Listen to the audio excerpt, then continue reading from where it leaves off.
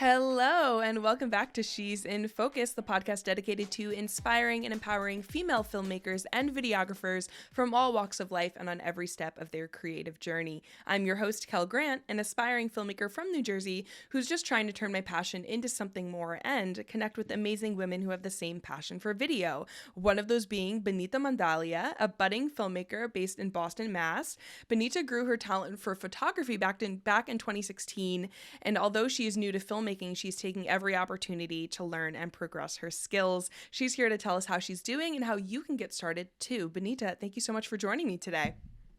Thanks for having me. I'm super excited to be here. Of course. Can't wait to. I've been so excited to connect with you specifically, and I'm excited to get your perspective because you didn't seem to have any shame in the fact that you're just starting. And I looked at your Instagram and your posting often, discussing with your followers your various passion projects and what you've been learning along the way, and you've just been very transparent about the whole journey, which I super appreciate as someone who I kind of still consider myself a beginner, even though I have clients under my belt and I've learned a lot in a little bit of time. I still can appreciate and learn from someone who's maybe just a few months behind me on my journey. So that's Well, awesome. thanks for saying that because sometimes I definitely hesitate before I post. I know there's a lot of debate on how professional your image should be and like what you Mm, post on social media when you also have a business. And I know that, some people go for the fully relatable, like just kind of show everything. And I think I have a happy medium with it. But yeah, definitely nothing wrong with being a beginner. And I've had a million different careers over the past decade. So not definitely not ashamed to say, yeah, I'm a beginner filmmaker and definitely learning new things every day. And it's a journey. Yeah.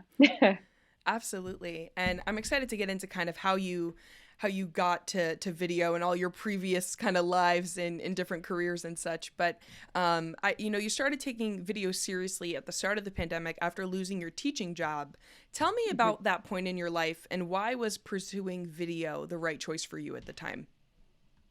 Yeah, definitely. Like I mentioned, I've had like a really winding path to get here. I never knew that I'd end up in video specifically, but I always had that creative itch.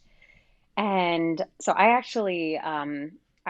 college, I studied international relations. I worked with refugees.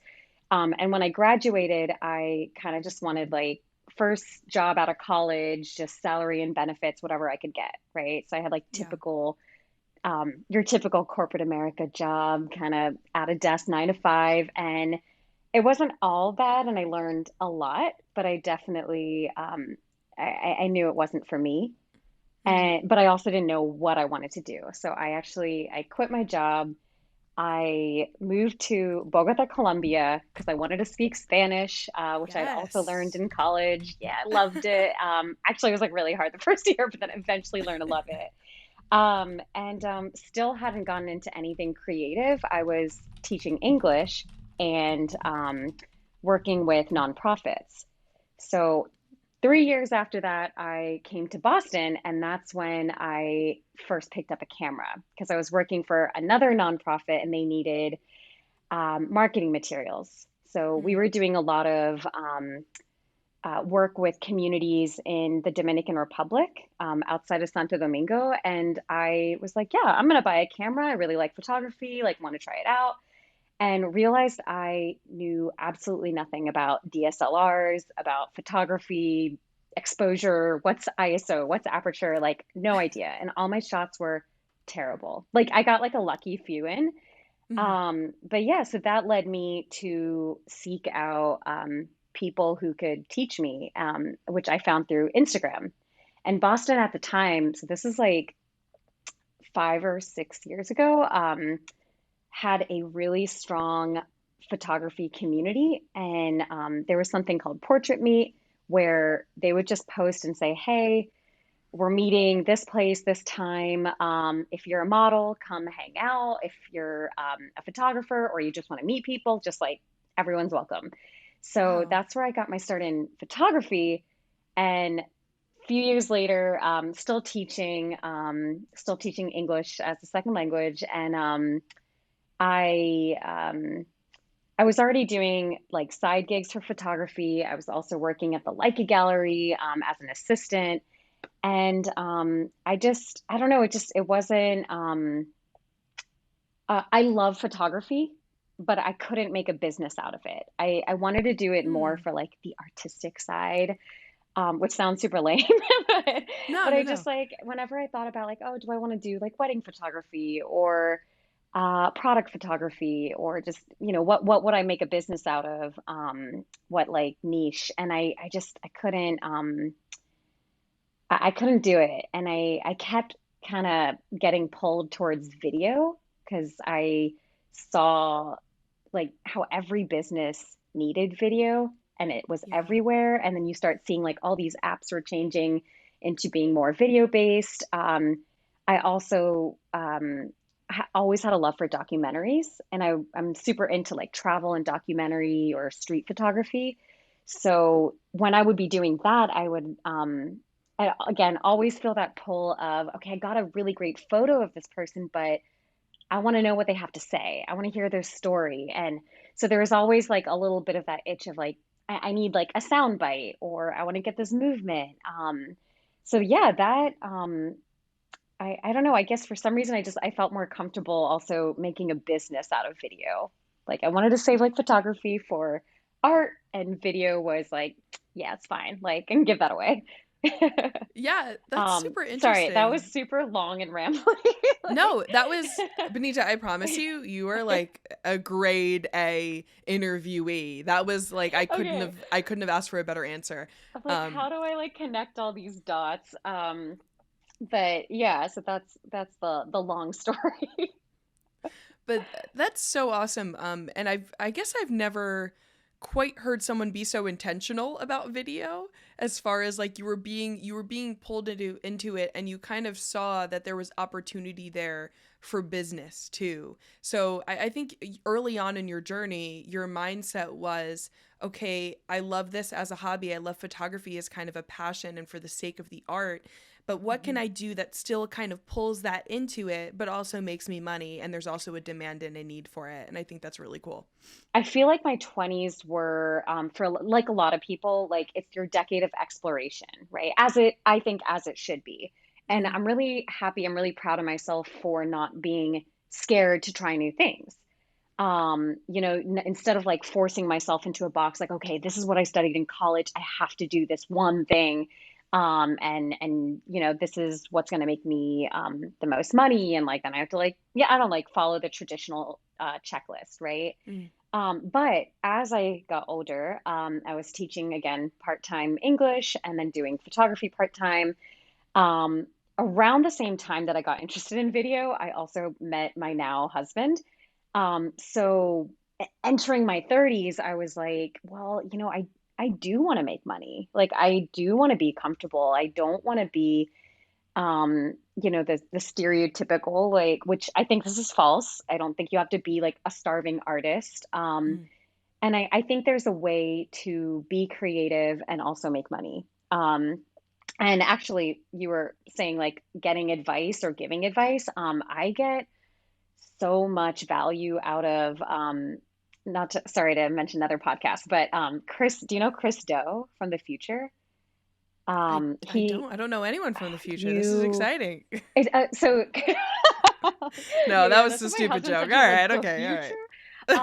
Yeah, it's the future without an E, but basically Christo is a designer, but Mm.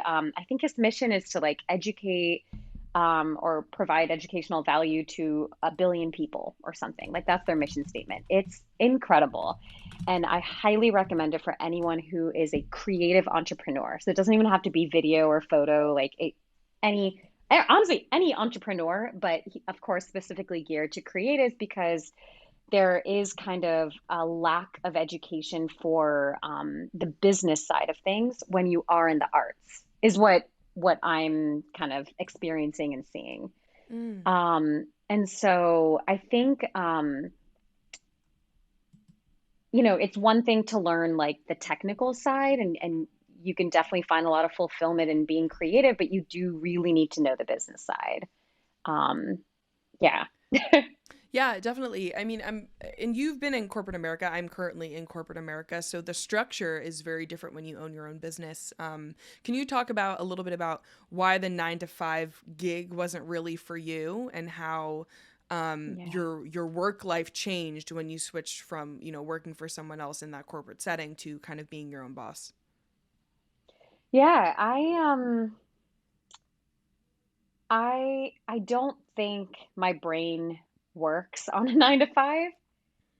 Even now, when I'm setting my own schedule, actually, again, quoting Christo from the future, he one of his guests actually mentioned this, and it's so true for me, and I've been thinking about it a lot recently, and it's that not all hours in the day are equal. So as a Hmm. creative, I think also just generally for people, but as a creative, like for me, the times from like 9 to 12 are not my best working hours. My brain is not functioning the same way that it is in the late afternoon. So then working in an office job, 9 to 5, like, okay, I have to be productive all those hours. Like it wasn't happening.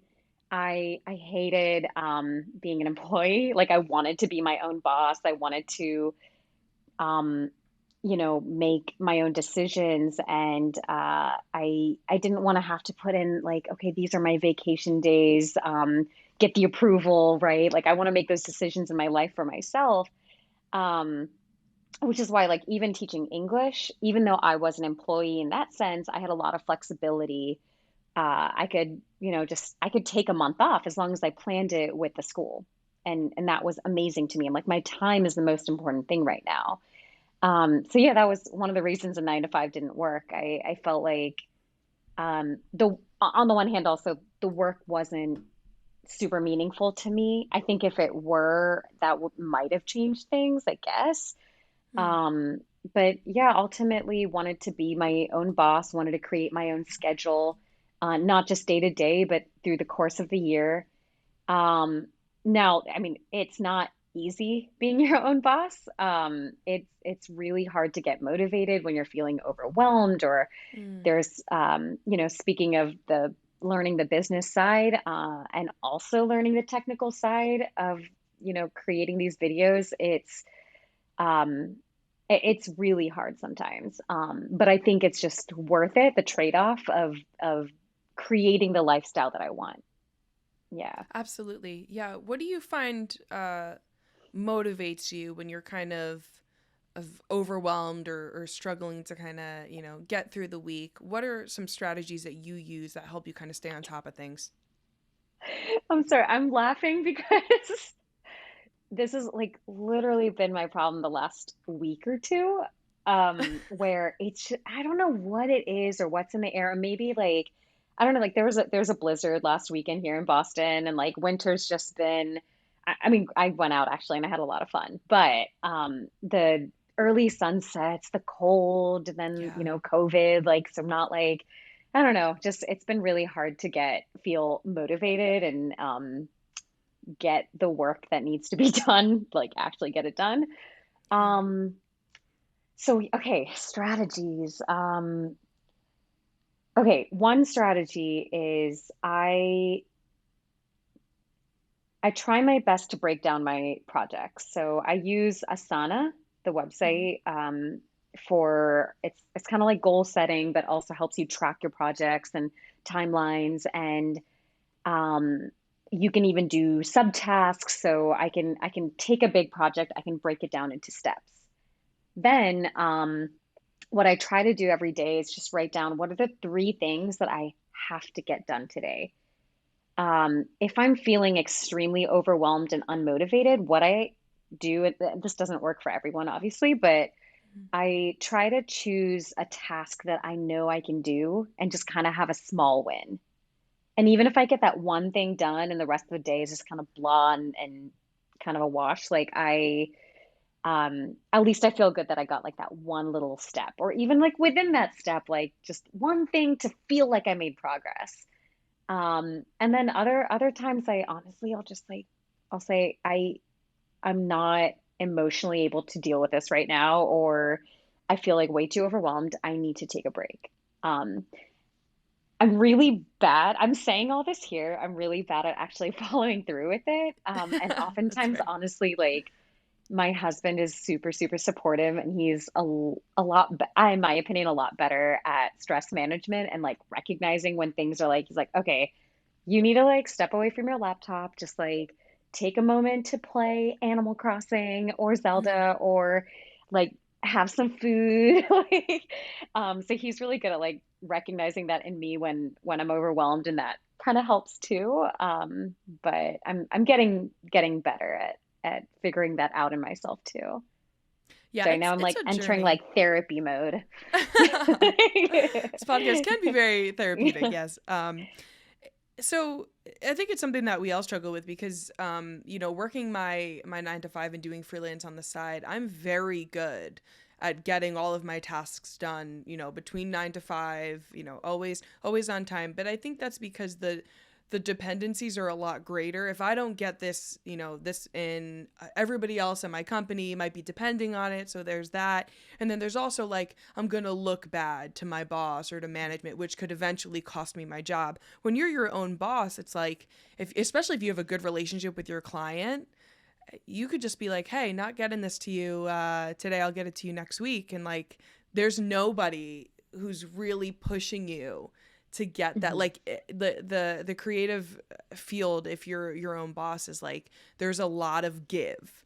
Like you can really Yeah. stretch your deadlines for in most cases and do a lot of stuff. Or like you said, take an entire day to just kind of relax and debrief, and then really put your head down and get your work done the next day. Yeah. It's a lot more flexible in that aspect, and I think it's harder in a lot of ways because there's not that kind of pressure telling you have to get this done. You kind of have to parent Yeah. yourself in that way. Definitely. No, it's definitely got its pros and cons, right? Like I've had to do that where I've told a client, this deadline's a little unrealistic at the moment, like or what we said initially or what they were thinking. Yeah. Or if it's on me and I need to say, hey, we're gonna need one more week on this or another couple days. And usually I I feel like I've also been okay at choosing good clients. Mm. So, not saying yes to everybody. And I'm working with people where I actually, um, I don't know, like not like get good vibes from, but just we share the same values, right? So they don't Yeah. want me to be overworked. I don't want them to be overworked. So it's kind of this like mutual understanding, and we're a team. And so finding projects like that and clients like that, I think that helps a lot with being able to have that flexibility. Yeah, and speaking of that, what does your kind of client acquisition process look like, especially early on in your business? Is it kind of utilizing Mhm. what we've all heard as the free to fee method, or what's that like for you? Yeah, I kind of like laughing again because all of this is on my mind. Like I've been thinking like, oh, I should really have a sales process. Like I really need to like set up a system. So when I started out though, I was really fortunate because I have a lot of friends who are also either starting over or who are in a lot of different fields. So I was, reaching out to people and we're are just like friends and catching up. And one friend in particular, Kevin, he is a headshot photographer, has a studio, Three Circle Studio in Boston. Amazing. And he was going through the same journey as me. Like literally, we worked at the same school that got shut down. So we both he actually got fired a few weeks before me, or laid off. I'm not fired. Um, and then I got laid off in the second round when they were like, actually, we're shutting down the school. So I Mm. actually, in a way, was really lucky because we kind of banded together and we were having weekly calls to talk about like, all right, what now? Like, I'm gonna do video, you're gonna do photo. Like, how do we do it? Let's share our resources. And we had like our two-person book club. So we're reading like creative entrepreneurship books, and then discussing it and how we can implement those things. So Wow. anyway, my point of all this is he is the reason I got one of my first clients because he knew someone else who came in for headshots, and they were like, "Hey, like I think I'm gonna start doing some video, but like I don't know how to do it. Do you know anyone?" He's like, "Actually, yes, I do," and sent her to me, and that's how I got my first editing gig. And then from there, it was honestly word of mouth, building my portfolio by putting the videos on my website and on Instagram, and Facebook, and then what you had mentioned, oh, free to fee. So actually, I've also done that this year. Now that I'm able to go film, kind of film in person, I've definitely told people, especially clients where it could be retainer clients and more like long term, and be like, you know what, I get it. Like I haven't done this type of video yet. For example, I did like a cooking video, and for sorry, let me rewind that. For example, one of my clients, they're a nonprofit and they create meal kits. And to go with the meal kits, they need videos explaining how to do the recipes. They're connecting with local chefs. And I've never done a video like that. So I said, you know what? Like, this could be a client that I can have a good relationship with, that they need videos every month. It's long term and ongoing. So I offered a free video. And so that's definitely like my foot in the door, and now it's like, okay, we're gonna make like one or two videos a month, and that's, like that's a start right there. Another way is that getting the word out there that I'm a videographer, like just making people know who you are and what you do. So that's why I'm like posting a lot and showing my editing screen. So I had two people send me, um, it was basically an RFQ, request for qualifications, through the Boston Mayor's Office of Arts and Culture. And they're looking for a videographer or a video team to produce a TV series for like public broadcasting. So in that way, I was very actively seeking to get hired, right? Like we had to create a proposal, we had to do a pricing breakdown. Oh, I'm saying we because because it was such a big project, I decided to do it with another videographer friend, Nicole.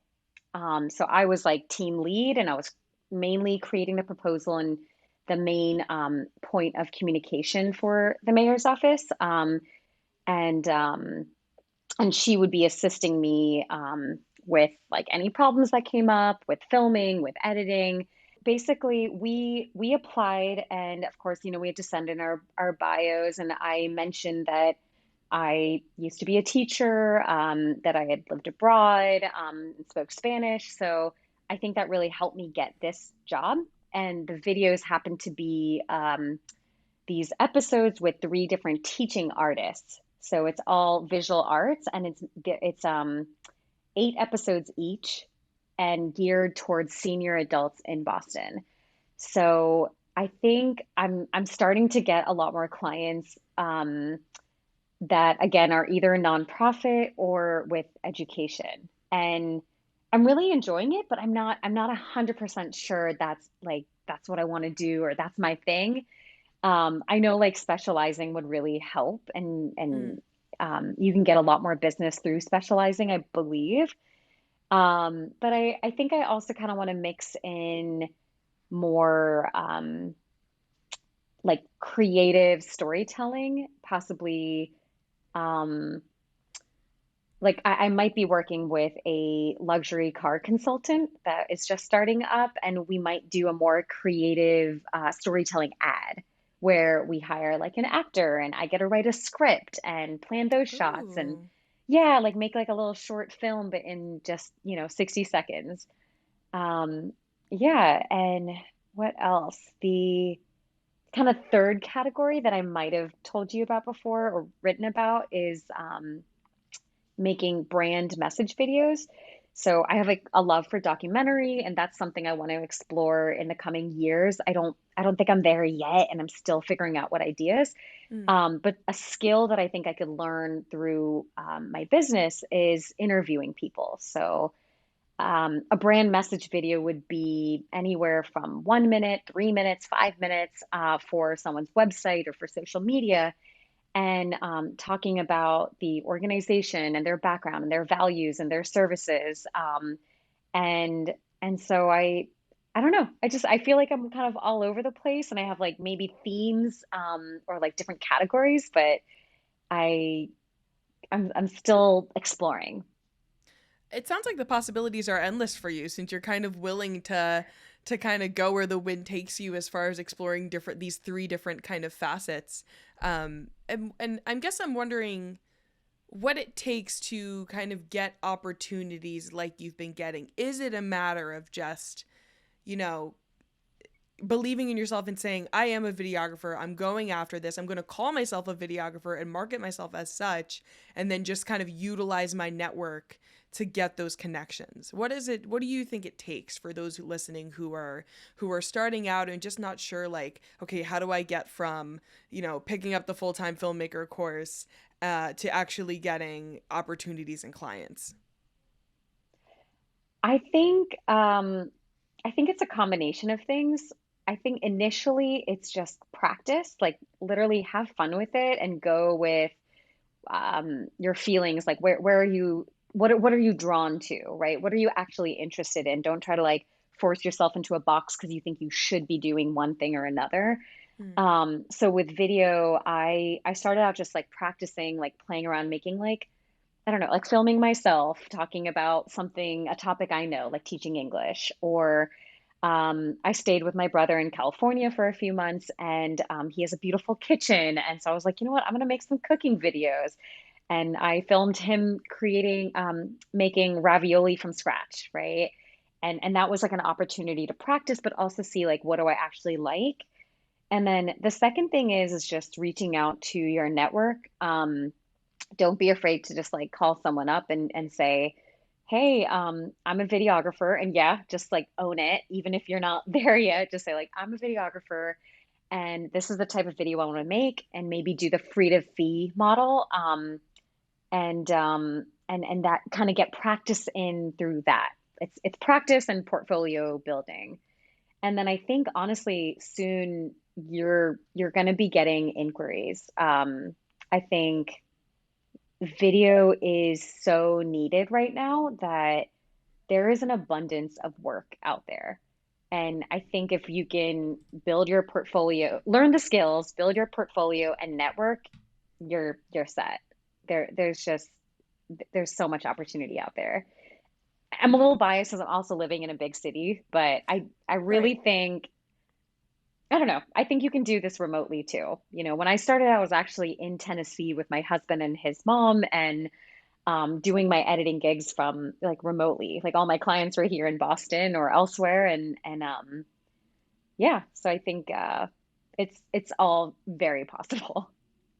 That's awesome. So I think that's very practical advice, and I'm curious to know what your kind of skill journey has been. So when you first started with video, at the start of the pandemic, what can you describe to us or illustrate for us what your skill level was like? Did you know what Premiere Pro was? Did you work in Final Cut? Did you not even know Mm, how to cut together a sequence or anything like that? And then kind of talk your way through your evolution and to where you are now.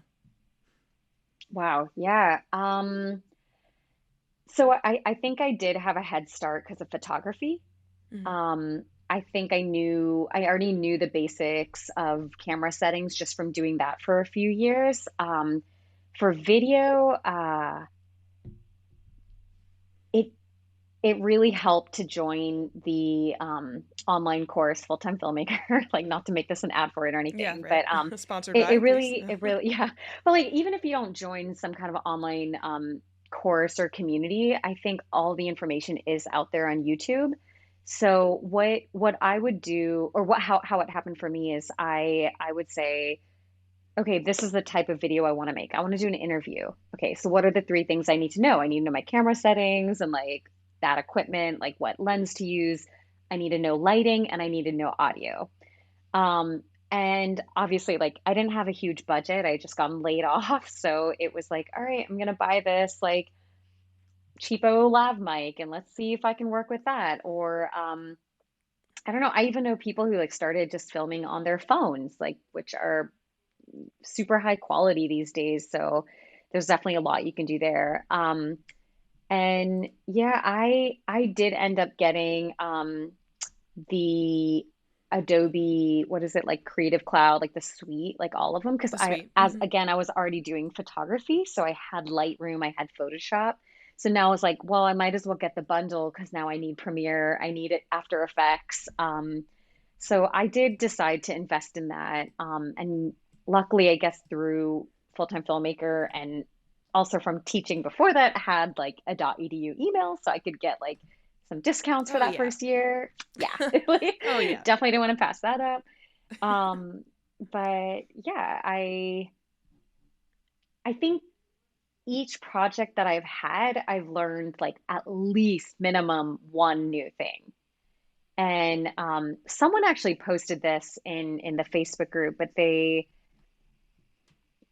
talked about like, or we talk about imposter syndrome, right? And I think a lot of that comes from this fear of not being good enough and also comparing ourselves to other people who have likely done this way longer than we have, or Yeah. they've just been practicing more frequently than us, right? And I like to say something like video, no offense to all my colleagues out there, but like it's not rocket science. I really truly believe anyone can do this. I think everyone's creative. I think creativity is a practice and I don't think it's like I'm innately like born with some special talent. It's literally just practicing it. Mm. So I feel like I gain my skills through just looking at, okay, what is my next project, whether it's personal or for a client, and being like, okay, what is that one thing that I can do better than I did last time? And so I'm like, sorry, I'm like all over the place, like my mind is all scattered when I tell stories. But I mentioned the Facebook group and what someone had posted, and they had said, you know, only compare, don't compare yourself to other people. Compare yourself to you. So like what you are doing now compared to your last project. And like Yeah. when I do my next one, what did I do better than I did before? Does that make sense? I like, It makes total okay. sense. Okay. Because I All think over. like no, that's okay. I think, and I think maybe I was there for a little bit at the start of my journey. Like I was just paralyzed by fear. I thought for some reason, well, especially I know why I thought this because I went to school for video production. So I thought Oh that yeah. I should be able to create the videos that I'm seeing in this Facebook group. And the truth is, I didn't learn those skills. I really didn't. And I had kind of a leg up because I was really proficient in Premiere Pro, but as far as getting behind the camera and filming something, I was completely lost, and I just let that fear kind of paralyze me for so long until I realized like it's okay to be a beginner. Like everybody has started there at some point. Even my favorite creators, Becky and Chris, Peter McKinnon, Parker Walbeck, all these people we see on YouTube, they had to start from kind of ground zero as well. And if you Yeah. it's funny, if you look at any of your favorite creators' first videos, if they still have them up on their channel, you're like, oh my God, I can do better than that. And it's like, yeah, Yeah. 100% you can. And so it's just about getting better. And I just love that, you know, I think it's getting better, but then it's also like giving yourself the space to mess up. Like you're not gonna, I think, before I got into the business side of things, I was like, I want to shoot a product video. Like maybe I should get a client and do this and do free to fee. And my now fiance was like, you have a million products lying around this apartment. Why don't you just take your camera out that you have access to and film something? And that's one of Yeah. my portfolio pieces now. And it's like, I didn't even know I could do that. And I thought that I was just going to jump in and get a client and magically like figure it out. But now that I've done it without the added pressure, I know that I can show that to a client and kind of jump off from there. Have you experienced that at all? Absolutely. When you're saying that, like just like do something with what's like lying around. One of my first videos, which is awful, I did it for it was like a 30-second ad using a music bed sound clip or whatever Hmm. through like it was a competition for that online course. Right. And so I did it for my favorite beer. It's Left Hand Nitro Milk Stout. And this was like start of the pandemic, right? So I'm like Right. in this apartment, literally in this room, in this spot where I'm sitting. Yeah. And I set up a table and I got my it's a red bed sheet to be my backdrop. And I like just like ironed it out. I didn't have lights.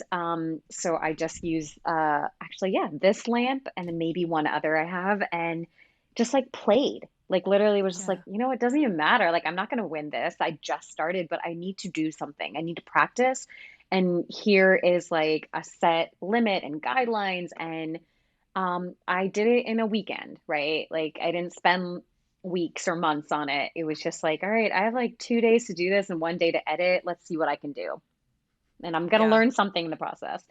And then months later, when I was staying with my brother in California, he had Hendrick's gin, and it was a new bottle. It was like the Midsummer Solstice is the name, and I was like, you know what? I want to make like a social media style ad for this. Like, I want to do like vertical video, also like maybe I'll film it horizontal and try to edit it both ways. Like that's something that a client would want, right?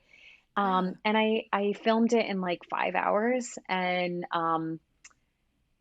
which sounds like a lot, but actually, like I feel like I could have used more time. But I um, I filmed it, and then the next day edited, and like even like their account had commented on it, and I was like so excited. I was like, I did this thing, like this, like Yeah. they could have posted this, and like you would have thought like that was me. I did that. You know what I mean? And so it's true. You just gotta like you gotta get over the fear. You just gotta start. You have to have fun with it. And don't like let that self critic and pressure stop you from trying, you know.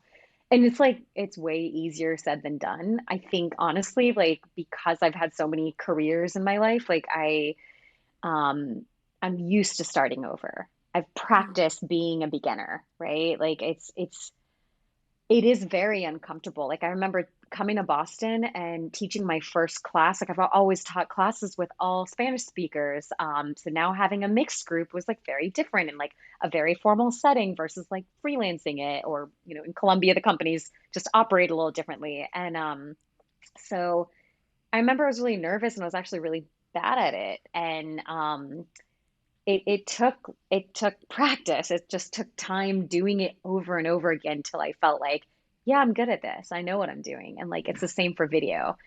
The second thing I want to say about it, since I'm so good at rambling, um, um, the second thing is and this is still hard for me to this day, like literally with projects I'm working on right now, is we to be cliche, like we are our own worst critics. And oftentimes I feel like what we create, we're like, oh, like this really sucks, or um, I could have done this better. I messed up on the lighting and the exposure, or blah blah blah, right?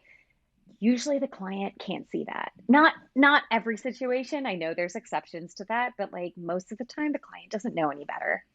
Like, Yeah. and what you've created is much better than what they probably could have done on their own, right? That's why they hired you.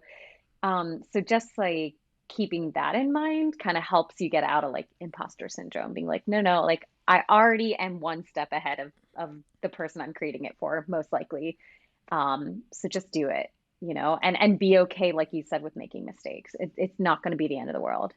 No. 100%. And Yeah. as you said, if someone is coming to you asking for video, it's likely because they don't know a thing about video. Right. Or So, like they hired you for a reason. Either yeah. they saw your work and they liked it, right? And they're like, here, I want to give you money for this, right? Or someone recommended you. And either way, like just kind of do it. Be the expert in the situation and try your best. And you mess up, and do better next time. Yeah, Yeah. definitely. I love I the love this. Like, I'm saying all this, but literally I need to watch this video and like take it in for myself. Like, Yeah, and I mean it's really inspiring to hear your story because when I looked at your website and now that you're explaining about all these videos, like I didn't realize those were videos that you decided to just kind of do on your own. Like I was like, oh, these are portfolio pieces. They look like client videos. And that's so cool. And I realized like a lot of the videos on my portfolio, while I have a hard drive full of client projects, a lot of what got me started was my YouTube videos or my Instagram ads that I created on the weekends or my free time and those kind of things. So I think it's a really it's like you know, any excuse to create and utilize what you have. I mean, I've talked to so many people who are just so paralyzed by the fact that I suck at this. And like at the end of the day, I can only have so much compassion for them because it's like you say you suck at this, but what do you need to do to get better? Practice. And you're giving 110 reasons why you don't want to practice. And that's what it takes. That's what it takes for every profession, but yeah. especially in the kind of creative field. Yeah, yeah, absolutely. There's no other way around it. You just have to do the work. Yeah. Exactly. Exactly. So at the time when we connected virtually at first, Benita, you classified yourself as a newbie. Where would you say you are in your journey right now? And how would you describe your where you are in your business and your skills and where you want to go next? I So, okay, so some exciting news is last September, I officially registered my business as an LLC in the state of Yay! Massachusetts. Yeah, I am super excited about that. And I don't, I don't know. I definitely see myself like I am a videographer. I'm a filmmaker. I have my own business. I'm making an income and am able to sustain myself from my business more or less. And I yeah, I'm kind of I'm at the beginning stages of a proper business. So I don't think I'm completely new. Like I think my videos are now what I would consider high quality and where I do feel confident with what I'm charging and the products I deliver to my clients. Even though again, I can compare myself to the greatest people and still feel sometimes like, Right. oh, I'm not good enough. But I definitely am at a point in my business where I'm still laying some of the foundation, the groundwork for it. Mm. But there's a lot of opportunities, and I am kind of gearing up for the next steps of growing my business, of scaling it, like being able to like hire other people to help me and um, figuring out more of my specialty over the next maybe year, maybe 2 years. I'm trying not to like set deadlines for myself so I don't put too much pressure and get like Yeah. paralyzed, but Right. I definitely, I don't know if that answers the question. So like not like fully It beginner, but not like full-fledged business yet, like kind of in the middle. is there a specific skill or kind of technique or type of video you're looking to kind of tackle this year?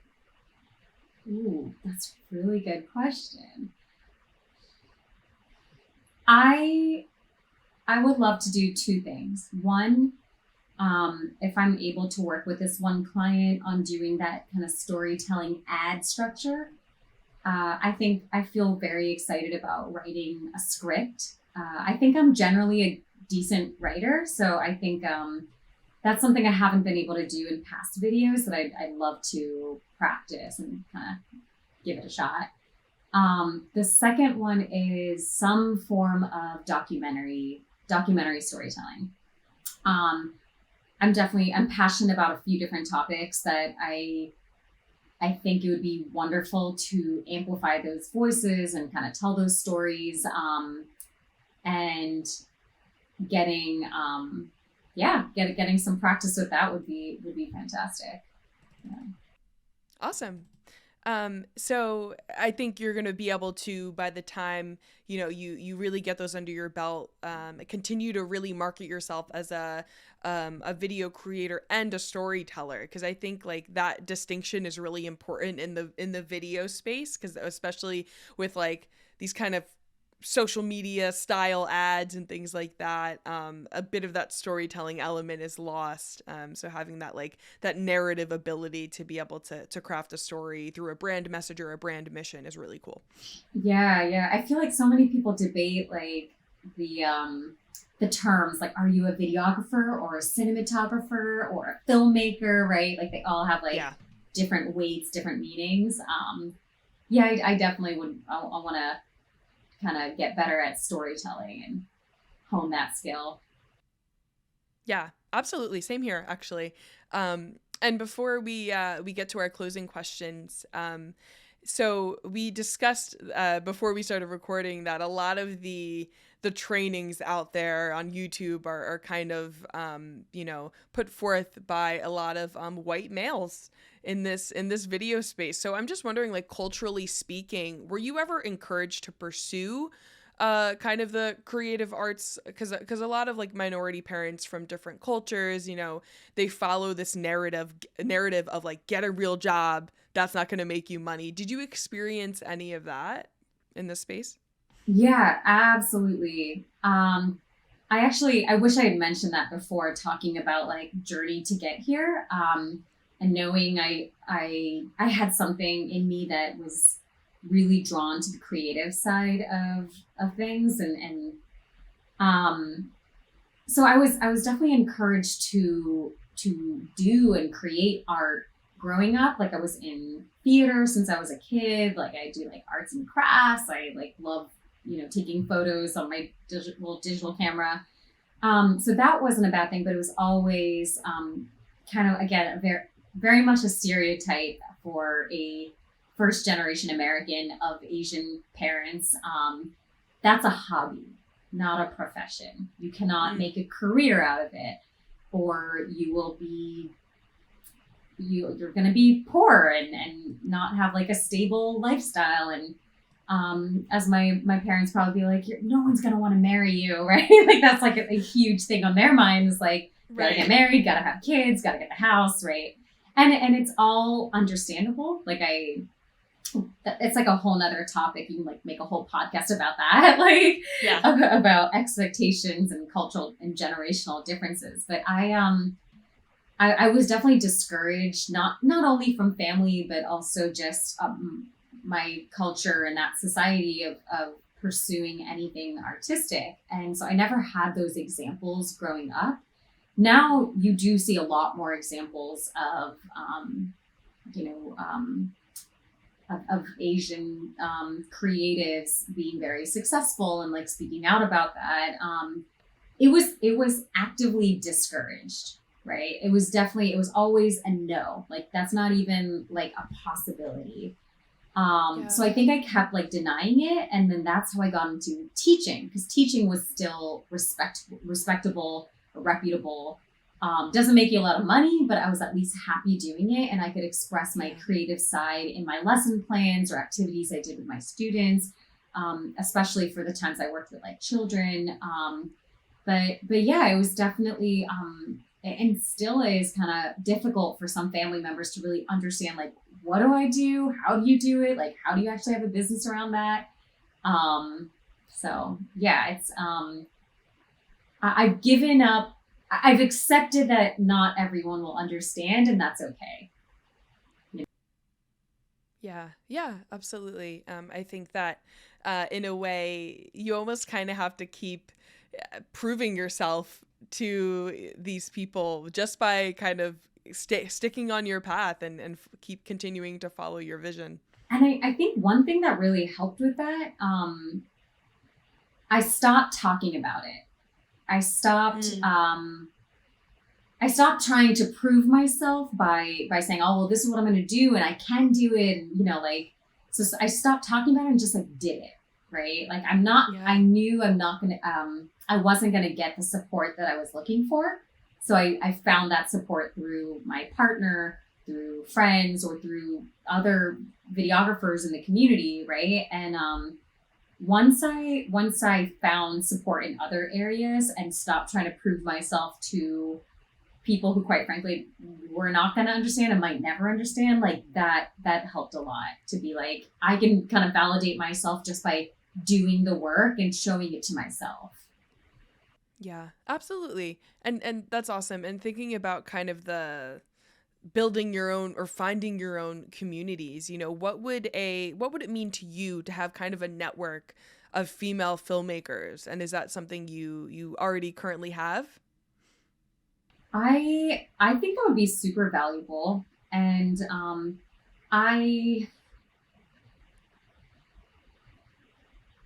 don't know if I would say I have a strong community of female filmmakers or women filmmakers. There is, so through those Facebook groups, I actually met 3 other videographers who are women, and we kind of branched off and have our own literally just like Facebook messages. But in the beginning when we started it, monthly we would do some goal setting, and then it was also a space where we could just like ask each other questions, and then also get on a video call and be like, hey, what's up? Like, what are you working on today or this month? Or what are you trying to do? And kind of just like problem solve. And that really helped, because sometimes I feel like in the big communities, like the big Facebook groups or elsewhere, it's like you're kind of putting out your questions or your thoughts or asking for feedback into like a huge space, right? And you don't know who's gonna actually see it and be interested. Whereas like having other women who that's what they're there for was really helpful, because I could be like, hey, I'm really struggling with this, or this is how I'm feeling, or this is the problem, what should I do, right? And we all do that with each other. So I do think it would be really valuable to have a kind of proper group that does that. I know you had Maya Fulmer in your podcast, and she's got her Facebook group Media Empress. So I think that's also a really good place to start for community. So I feel like compared to when I started photography and had that community, and also again, things have changed with COVID and whatnot. So like not the same with gathering, but I think also the nature of video is it does sometimes feel a little more solitary. Whereas like with photography, we could all be on the same like set or like outside and just all take photos or do a photo walk around the city. Yeah. Whereas with video, I haven't tried to create that with anybody. But I feel that video takes just so much longer. Like my projects at the moment are, they're a lot, right? There's just so much to learn. They're a lot more time consuming. So I don't, it's very easy to be solitary, to like kind of just do my own thing.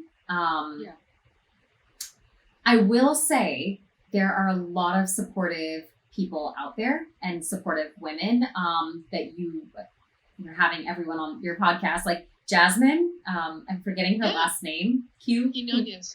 Yes. I had a question for her, and I just DM'd her on Instagram, and she's like, yeah, let's talk. And we got on a video call, I think like FaceTimed or Zoomed or something. And I got to talk out an idea and like kind of an issue that I was having. And I knew she had experience in it, and she was able to like walk me through it and give me some advice. It's hilarious too. She's like, I think like 5 or 6 years younger than me. So I was like, this is cool. Like, I feel young because you're teaching me. But no, she's amazing. So I feel like even if there's not like one spot, if there's someone that you really either admire or they've done work that's similar to what you're interested in, you should just reach out. And worst that can happen is like, no, sorry, I'm busy, right? But like most of the people I've reached out to, they're like, yeah, let's talk. Like we'll message about it or like get on a call. So. Yeah, I find that people are super receptive. because everyone is kind of on the same journey, and even if they're not in the same part of their journey that you are, like they can appreciate the fact that they've been where you are, or you are where they're going, and it's like a communal aspect of it that I think like women in particular really enjoy kind of sharing their experiences and just helping each other out.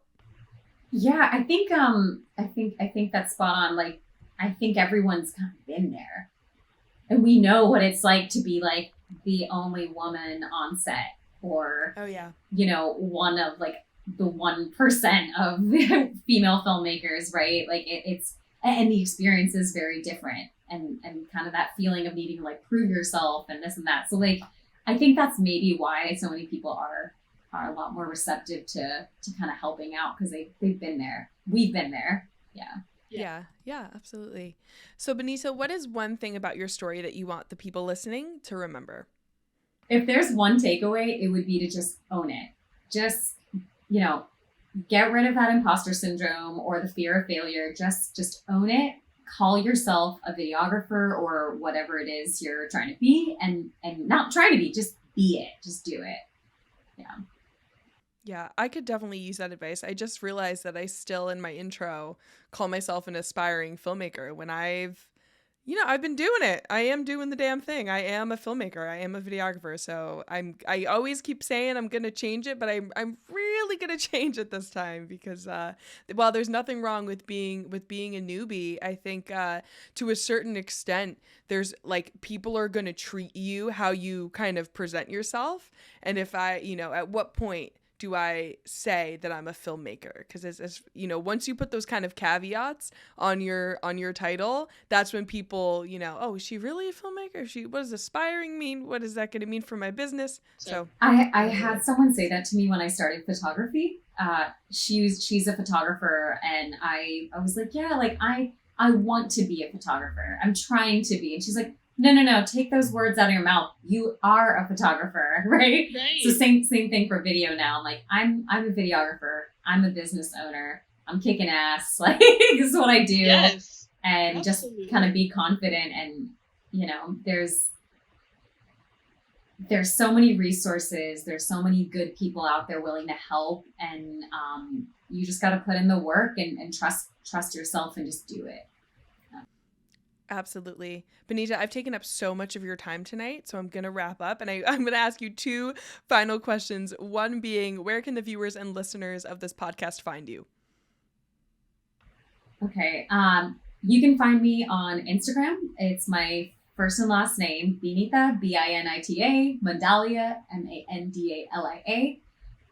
You can find my website, same thing, binitamandalia.com. And I'm newly on TikTok under, you guessed it, my first and last name. Amazing. Oh, I gotta pick your brain about TikTok one of these days. I started, and it's purely for fun. I'm not even, no proper video stuff is going on it. I just want to be there for the trends. I want to use those filters. I want to learn the dances. Like, I don't even care. Like, it's just to have fun. I love that. And lastly, Benita, how can the viewers and listeners of this podcast support you as a filmmaker? I think they can help by just being supportive to others. I think what we were talking about earlier about when people reach out, try to be open-minded and make that time to grow the community. I think we can learn a lot from each other, from our experiences, from our mistakes, and lessons learned. And I think keeping that to ourselves, like being gatekeepers, isn't going to help anyone. So just being real and open and connecting would, I think, be helpful for all of us. Yeah, definitely. I mean, that's how we're going to continue to grow the community. So awesome. Benita, this has been so amazing. I've so enjoyed our conversation. Thank you so much for taking the time today. I think so many people are going to kind of relate to your story, and I hope that, you make a bunch of connections from this episode. But thank you so much for your time today. Thank you. I had a great time also, and I can't wait to keep listening to all your future guests and past guests and see how this community grows. Awesome. So as always, thanks so much for watching, and I'll see y'all in the next episode. Bye.